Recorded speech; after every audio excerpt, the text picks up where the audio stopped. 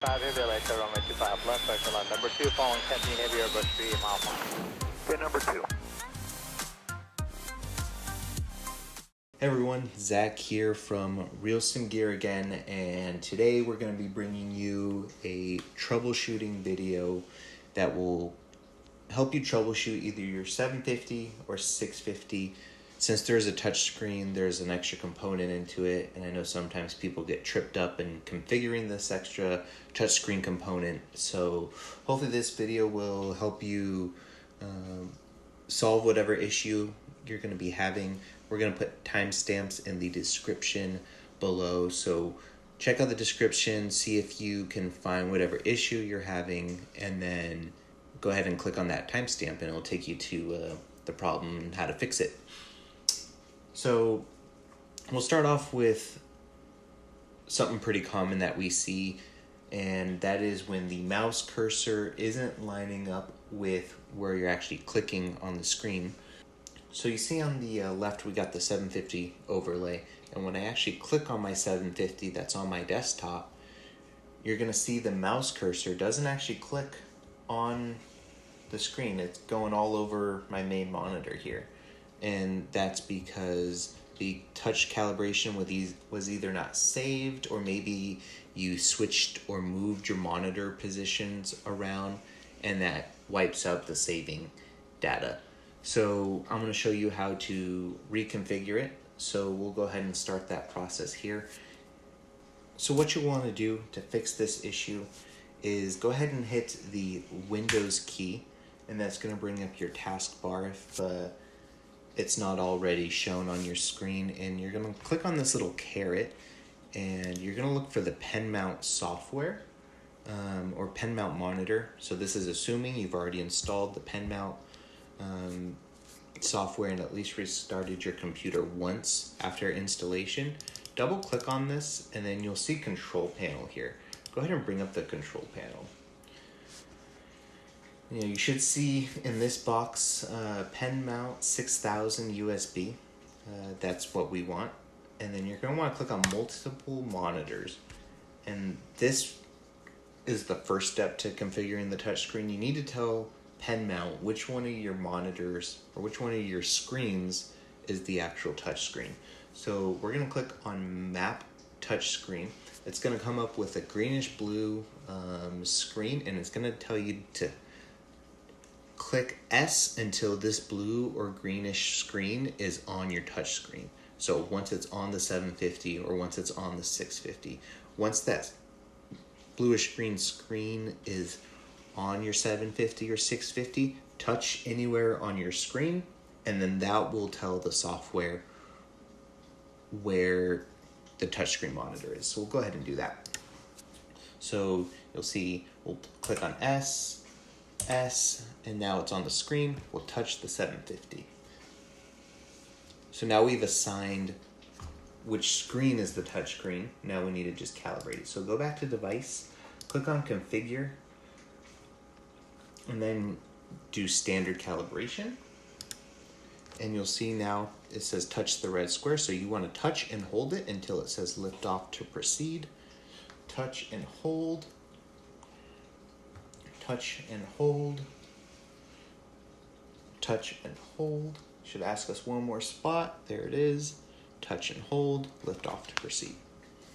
So now, if we click on the 750, let's say we click on map, it now brings up the map. Now it's responding correctly to my touches here.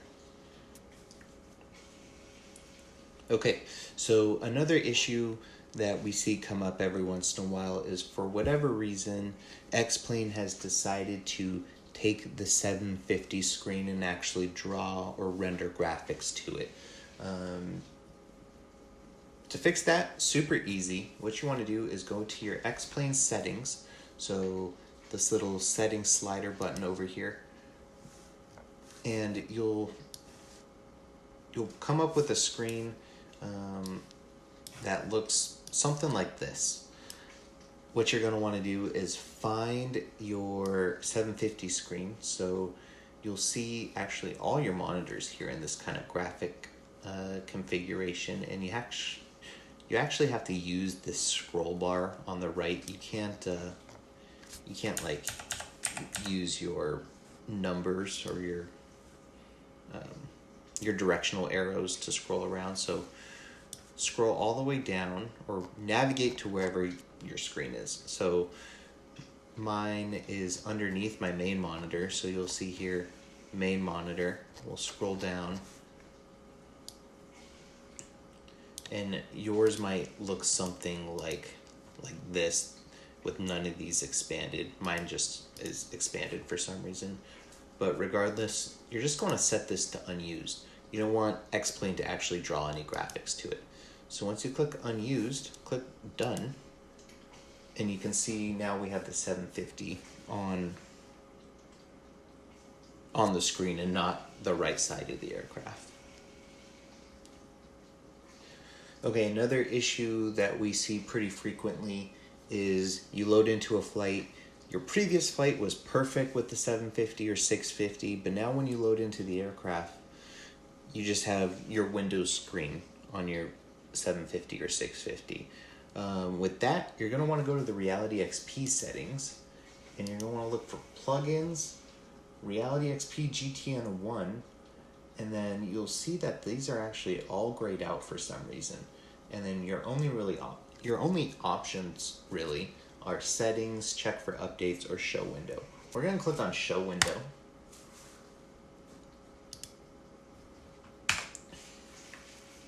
And then that actually brings up the 750 screen. So you see it right here. It put it on the main monitor. What you want to do now is just drag it down over to your 750 or 650 and place it so.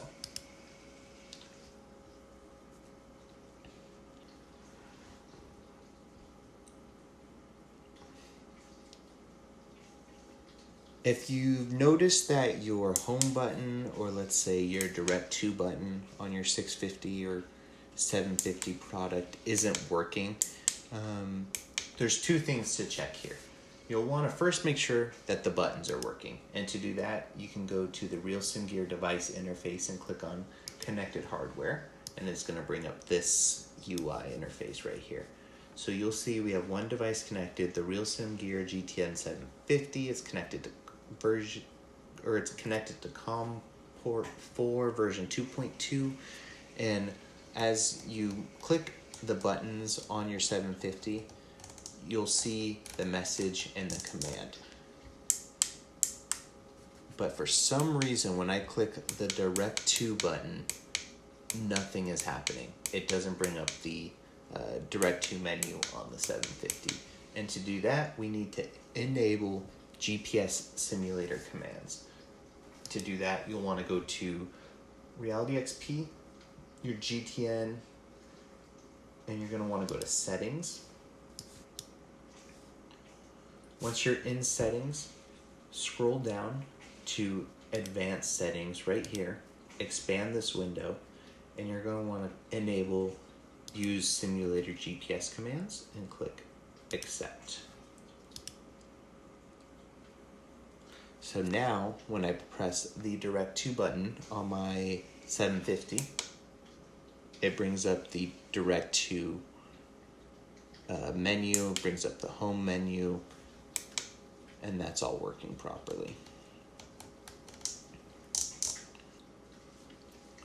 One of the more common issues that we see here at RealSim Gear is when you get your GTN product, you actually need to go into the Windows settings and adjust the monitor to portrait flipped, and that's just something you have to do with a majority of our devices. Is the way the screen is mounted inside the actual bezel, but luckily that's a super easy process. You'll want to go to your search function here, and we're gonna type in display settings. And we'll come here. You'll see this graphical representation of your screen settings. So this is my main monitor. Number 2 monitor is my 750, and my number 3 monitor is my secondary monitor. So if you're not sure which monitor it is that you need to adjust, you can click identify. And on the screen, you'll actually see number blocks on each one. So I'm looking at my 750, it says number 2. So what I want to do is highlight the number 2 monitor, so it's selected blue like that. And then I'm going to come here to portrait flipped. It's going to ask me if I want to keep the changes. And now it is the correct orientation. Something that people miss quite often is there's 2 USB connections on the 650 and 750. One of them controls the touch screen operations. The other one controls the buttons, the knobs. So sometimes people miss the one that controls the buttons and the knobs because that one's actually not built into the 750. There's a port on the left side of the 750. I also believe it's on the left side of the 650, and you need to plug in the included USB cable to that port and then plug in that USB cable to your computer. So some people will even set up their 750s to get the touchscreen all working and not notice until a while that their buttons and knobs aren't working. That's a super simple process that's a super simple issue to fix. Just plug in that extra USB cable. So that's just a quick overview of the issues that we see the most come through our technical support channel. But if you didn't see the issue that you're actually having, reach out to us on our website at realsimgear.com, and one of our technical support agents will get back to you as soon as possible. Thank you and happy simming.